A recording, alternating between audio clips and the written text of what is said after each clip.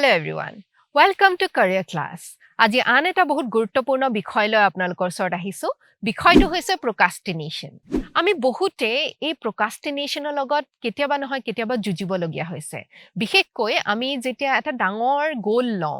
For example আপোনালোকে এটা গোল লৈছে যে আপোনালোকে IAS বিষয়া হ'ব বা ACS বিষয়া হ'ব।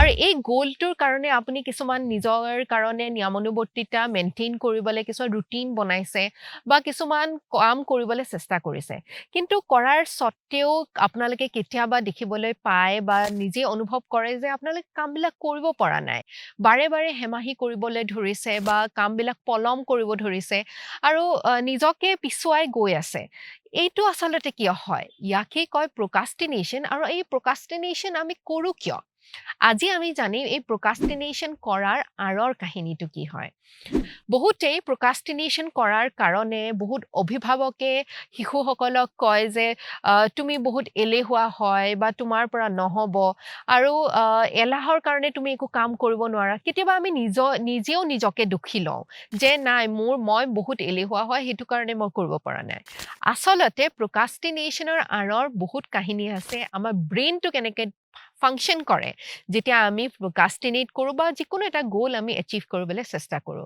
আজি আমি সেই আঁৰৰ কাহিনীবিলাকৰ কথা পাতিম সো আমি মানুহ হিচাপে আমি প্ৰথমে এটা জীৱ হয় আৰু জীৱ হিচাপে আমাৰ কাৰণে আটাইতকৈ বেছি ইম্পৰ্টেণ্ট আটাইতকৈ বেছি নেচেচেৰী হয় আমাৰ ছেফটিটো আমি সুৰক্ষিত বা আমি নিৰাপদ কৈ আমি নিজেই জীয়াই থাকিব বিচাৰো আমি বিচাৰো যে আমাৰ জীৱনটো দীৰ্ঘদিনীয়া হওক আমি বিচাৰো যে আমোদ থাকক ইয়াত আমি ভাল ভাল ক্ষণ মুহূৰ্তবিলাক এনজয় কৰোঁ আৰু সেইকাৰণে আমাৰ ব্ৰেইনটো এনেধৰণে ফাংচন কৰে যে কেতিয়াবা আমি procrastinateও সেইটো কাৰণেই কৰোঁ আচলতে এই procrastinationৰ ওপৰত এটা ডাঙৰ ষ্টাডি কৰা হৈছে স্পেচিয়েলি মই ইয়াত ক'বলৈ বিচাৰিম মিষ্টাৰ টিমথি পাইকেল বুলি এজন সাইকলজিষ্ট আছিলে যি ৰিচাৰ্চ কৰিছে এই procrastinationৰ ওপৰত 20 বছৰ দীৰ্ঘদিনীয়াকৈ তেওঁ এই procrastinationৰ ওপৰতে ৰিচাৰ্চ কৰিছে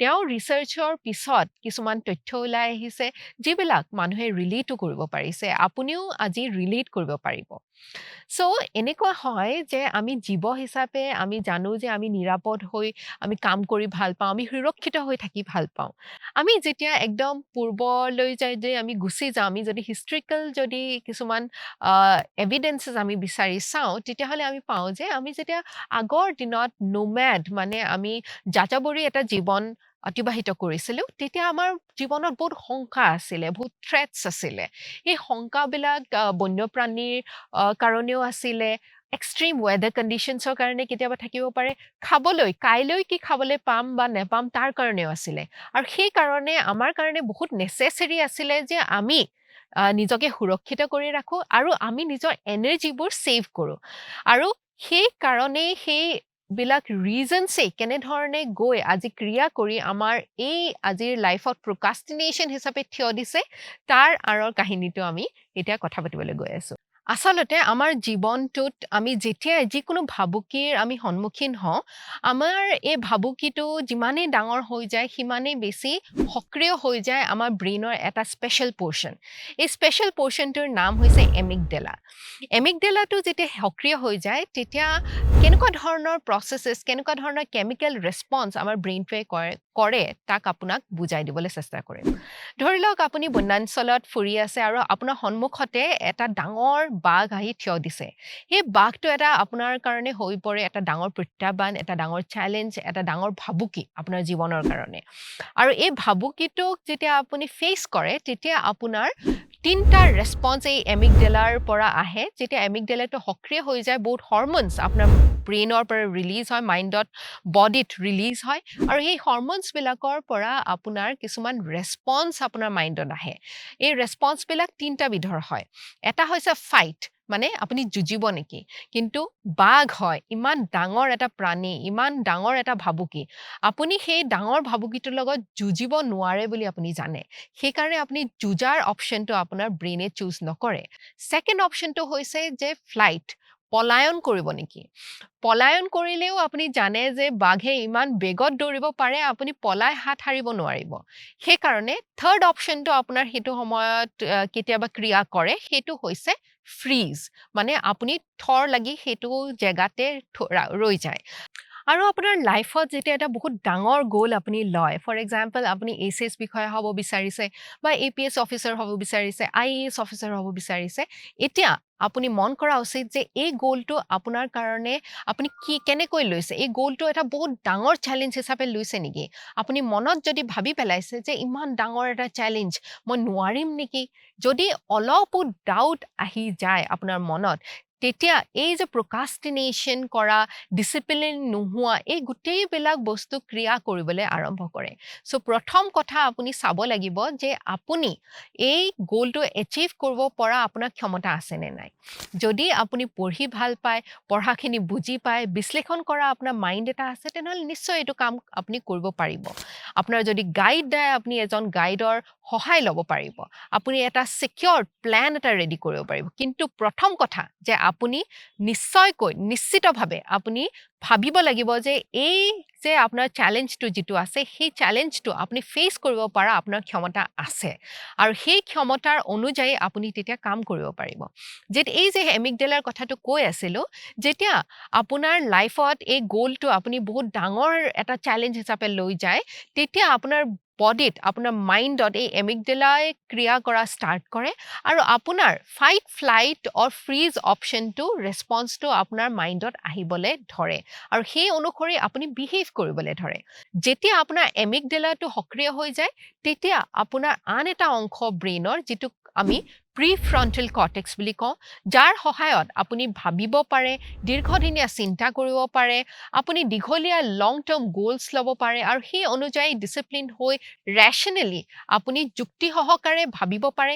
সেই কামখিনি আপুনি কৰিব নোৱাৰে, কাৰণ কি এমিগডেলা সক্ৰিয় হোৱাৰ লগে লগে প্ৰিফ্ৰণ্টেল কৰ্টেক্সৰ পৰা আপুনি ভাবিব নোৱাৰে।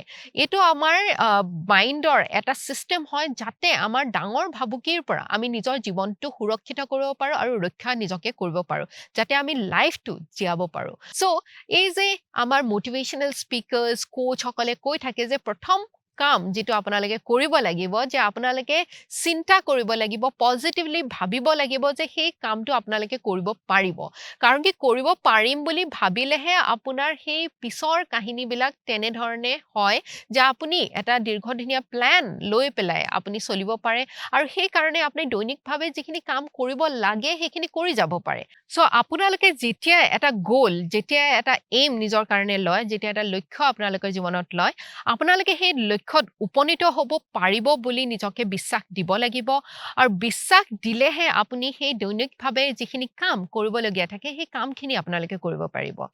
এতিয়া আপোনাৰ লাইফত যদি গ'লটো বহুত ডাঙৰ হৈ যায়, বৃহৎ হৈ যায়, সেই গ'লটো আপুনি এচিভ কৰিব পাৰিম নে নোৱাৰিম বুলি যদি নিজকে ভাবিব ধৰে, তেতিয়া আপোনাৰ এমিগডেলাৰ ৰেছপন্সটো আপোনাৰ লাইফত আহি যাব আৰু এমিগডেলাৰ যেতিয়া সক্ৰিয় হৈ পৰিব, তেতিয়া আপোনাৰ নিজকে বহুত ষ্ট্ৰেছড ফিল কৰিব। আপুনি ষ্ট্ৰেছৰ মোনাটো আপুনি পিঠিত কঢ়িওৱাৰ দৰে, আপুনি এটা বোজা কঢ়িওৱাৰ দৰে আপুনি প্ৰেছাৰ এটা ফিল কৰিব আৰু প্ৰেছাৰ ফিল কৰাৰ লগে লগে আপুনি নিজৰ কামটো হেমাহি আহি যায়, তাত হেমাহি কৰা ষ্টাৰ্ট কৰে বা আপুনি পলমকৈ অলপ পিছত কৰোঁ নেকি, এই থ্ৰেটটোৰ পৰা কেনেকৈ বাচোঁ, সেইটো চিন্তা কৰিবলৈ ধৰে।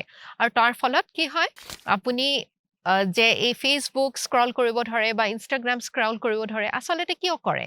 তাত যে আপুনি কিছুমান ৰেছপন্স পায়, আপোনাৰ ফটোখন কোনোবাই লাইক কৰিছে, আপোনাৰ লাভ ৰিয়েক্ট কৰিছে, তেতিয়া আপোনাৰ শৰীৰত ড'পামিন ৰাছ হয়, ভাল লগাৰ যিটো অনুভূতি সেইটো আপুনি পায়। আপুনি যেতিয়া ৰীল এটা চায়, আপুনি যেতিয়া কোনোবাই নাচি থকা দেখে বা কোনোবাই ৰান্ধি থকা দেখে, সেইবিলাক কাৰ্যই আপোনাক ভাল লগায়। ড'পামিন যেতিয়া আপোনাৰ মনত, আপোনাৰ মাইণ্ডত ৰিলিজ হয়, আপোনাৰ ভাল লাগে, তেতিয়া আপুনি এই যে গোটেই এমিগডেলাৰ প্ৰক্ৰিয়াটো আছিলে, এমিগডেলা যেনেদৰে আপোনাৰ ক্ৰিয়া কৰিছিলে আপোনাৰ মনত, এমিগডেলাৰ পৰা আপুনি হাত সাৰিবলৈ, পৰিত্ৰাণ পাবলৈ আপুনি কিছুমান কাৰ্য কৰিব ধৰে, য'ৰ পৰা আপুনি খন্তেকীয়া সেই মুহূৰ্তটোৰ বাবে আপুনি আমোদ পায় বা আপোনাৰ মনটো ভাল লাগে। আৰু যিহেতু আপুনি অলৰেডি ষ্ট্ৰেছড হৈ থাকে, আপোনাৰ মাইণ্ডটো আপোনাক কয় যে অকণমান আপুনি ৰিলেক্সড হ'বলে আপুনি ডিজাৰ্ভ কৰে। অকণমান আপুনি লগৰ সমনীয়াৰ লগত ফুৰি আহিবলে আপুনি ডিজাৰ্ভ কৰে। কেতিয়াবা এইটো ইমান এক্সটেণ্ডৰলৈকে গুচি যায় যে বহুতে মাদক দ্ৰব্যও সেৱন কৰিবলৈ ধৰে। চ' আমি এতিয়া যেতিয়া বুজি পাওঁ যে কিয় আচলতে প্ৰকাষ্টিনেট আমি কৰোঁ, তেতিয়া আমি তাৰ কাৰণে সঠিক আমি তাৰ ৰেমেডিজো চিন্তা কৰিব পাৰোঁ। এতিয়া যদি আপোনালোক যদি কোনোবা অভিভাৱকে মোক চাই আছে, এই ভিডিঅ'টো চাই আছে, তেনেহ'লে আপুনি যদি দেখিছে যে আপোনাৰ ল'ৰাটো বা ছোৱালীজনীয়ে পঢ়া নাই বা হেমাহি কৰি আছে বা পলম কৰি আছে কামখিনি, তেতিয়া আপুনি তাৰ পিছৰ আঁৰৰ কাহিনীটো অকণমান বুজিবলৈ চেষ্টা কৰিব। তেওঁক উৎসাহ দিবলৈ চেষ্টা কৰিব। যেতিয়া উৎসাহ আপোনাৰ পৰা পাব, পেৰেণ্টছৰ পৰা বা অভিভাৱকসকলৰ পৰা যেতিয়া উৎসাহটো পায়, তেওঁলোকৰ সেই ফেইথটো আহে, সেই ট্ৰাষ্টটো আহে যে তেওঁলোকে সেই কামটো কৰিব পাৰিব। সেইকাৰণে আচলতে আমাক যিকোনো গ'লত এচিভ কৰিবৰ কাৰণে আমাক এজন গাইড লাগে, আমাক এজন কোচ লাগে। ফৰ এক্সাম্পল, আপুনি জিমত গৈছে, আপোনাক কোচে যেতিয়া কয়, বিকজ তেওঁৰ এটা বহুত দীৰ্ঘদিনীয়া এটা তেওঁৰ অভিজ্ঞতা আছে, সেই অভিজ্ঞতাৰ পৰা যেতিয়া তেওঁ আপোনাক এটা গ'ল দেখায় যে আপুনি এনেধৰণে কামবিলাক কৰিলে, এনেধৰণৰ আপুনি নিউট্ৰিশ্যন ল'লে, এনেধৰণে এক্সাৰচাইজ কৰিলে আপুনি মাছল গেইন কৰিব পাৰিব, বা আপুনি যদি ৱেইট লুজ কৰিব বিচাৰিছে, তেওঁ ক'ব পাৰিব কেনেধৰণে আপুনি গোটেই আপোনাৰ ছিষ্টেমটো বনালে আপুনি ৱেইটটো লুজো কৰিব পাৰিব। চ' গাইড এজন আমাক প্ৰত্যেকটো ক্ষেত্ৰতে দৰকাৰ হয়, যি আপোনাক এই গোটেই ছিষ্টেমটো কেনেধৰণে কৰিলে ছিকিউৰ্ড ছিষ্টেম এটা আপোনাৰ কাৰণে ৰেডি কৰি দিব পাৰে। আৰু আপুনি যদি গাইড নলয়, তেতিয়াও আপুনি কৰিব পাৰে, কিন্তু নিজকে আপুনি সেই বিশ্বাসটো দিব লাগিব যে সেই কামটো আপুনি কৰিব পাৰিবই। জিম নোযোৱাকৈও আপুনি নিজৰ বডিটো বিল্ড কৰিব পাৰিব, আপুনি শৰীৰ চৰ্চা কৰিব পাৰিব। কিন্তু জিম গ'লে আমি এজন কোচ পাওঁ, আমাৰ এজন ট্ৰেইনাৰ আমি পাওঁ। সেই ট্ৰেইনাৰজনে আমাক ট্ৰেইন কৰে, কেনেধৰণে আমি চিন্তা কৰিলে, কেনেধৰণে আমি এক্সাৰচাইজ কৰিলে, কেনেধৰণে আমি খালে আমি নিজৰ বডিটো ভাল কৰিব পাৰোঁ। ঠিক তেনেধৰণে আপুনি যদি এটা ডাঙৰ গ'ল লৈছে, কোচ এজনে আপোনাক সহায় কৰিব পাৰে, আপোনাৰ অভিভাৱকসকলে আপোনাক সহায় কৰিব পাৰে, আপোনাৰ টিচাৰ্ছসকলে আপোনাক সহায় কৰিব পাৰে, আৰু চবতকৈ বেছি ইম্পৰ্টেণ্ট যে আপুনি নিজকে সহায় কৰিব লাগিব।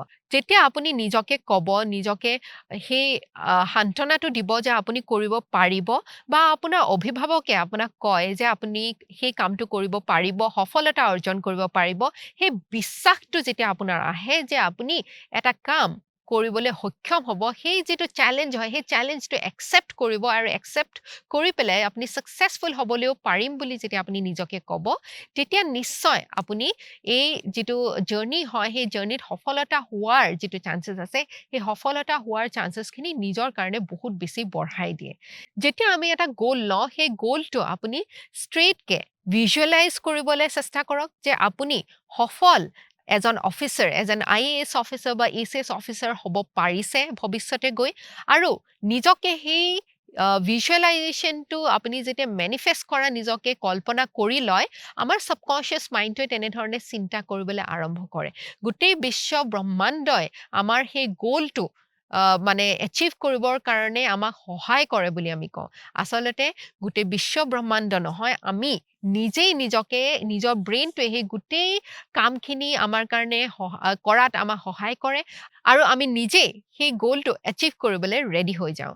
চ' আপোনালোকে চিন্তা কৰক যে আপোনালোকে যদি প্ৰকাষ্টিনেট আজিৰ দিনত কৰি আছে, কিয় কৰি আছে, আৰু ইয়াৰ পৰা পৰিত্ৰাণ পাবলৈ আপোনালোকে কি কৰিব লাগিব। আশা কৰোঁ আপোনালোকে এই ভিডিঅ'টো ভাল পালে। এনেধৰণে আৰু মটিভেটিং আৰু ইনস্পায়াৰিং কথা লৈ আপোনালোকৰ ওচৰলৈ আমি আকৌ আহি থাকিম। Keep listening and keep supporting Career Class। ধন্যবাদ।